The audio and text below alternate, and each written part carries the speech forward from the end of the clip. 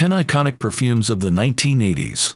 1. Opium. Launched in 1977. Yves Saint Laurent debuted Opium in 1977, but it reached peak popularity in the 80s.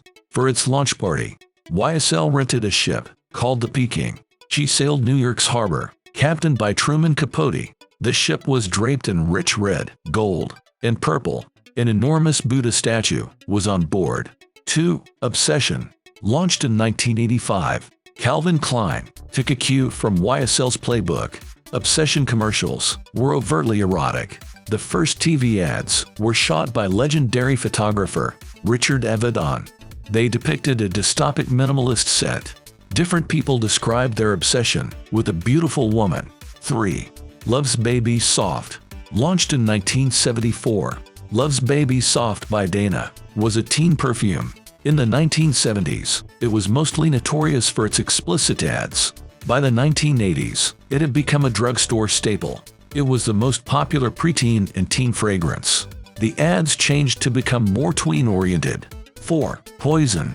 Launched in 1985, Christian Dior's perfume became its own brand. An entire line of flanker fragrances followed. Tendre Poison, Hypnotic Poison, Pure Poison, Midnight Poison, Poison Girl. The bottle was crafted to look like forbidden fruit. Poison won a Fifi Award in 1987. 5. Jovan Musk. Launched in 1972, Jovan Musk is actually a cologne. Throughout the 1970s, no one used it as a perfume, but in the 1980s, it suddenly became a power fragrance.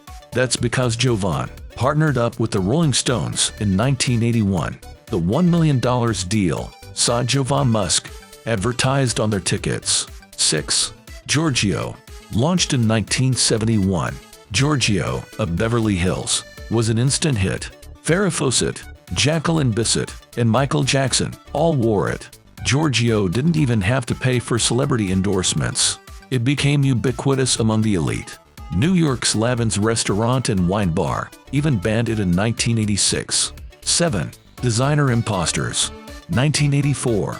This was a pretty bold move. Knockoff perfumes appeared in the mid-1980s. These fragrances were cheaper than the originals. Parfum Decor, a modest Connecticut firm, capitalized on this. They called their line Designer Imposters. "We've never been sued," said their president Mark K. Laracy in 1986. "I'm waiting. I'd love to do a comparative smell test in court."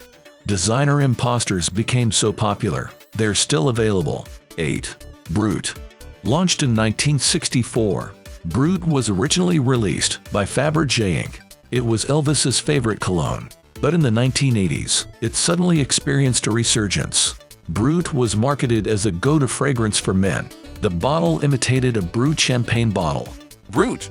The 1980s ads said, It smells like a man. 9. Beautiful. Launched in 1985, this perfume by Estée Lauder was different. Unlike the best sellers of the era, it wasn't bold. Its ads were almost prim, compared to Giorgio's or Poison's. Beautiful was all about weddings. Strangely enough, it became Andy Warhol's favorite perfume. It also inspired Calvin Klein to swap promiscuity for marriage. CK Eternity, introduced in 1988, advertised commitment. 10. Drakkar Noir. Launched in 1982, Guy Laroche created Noir as a sequel to the original Drakkar. Noir won the 1985 Fifi Award for the most successful men's fragrance.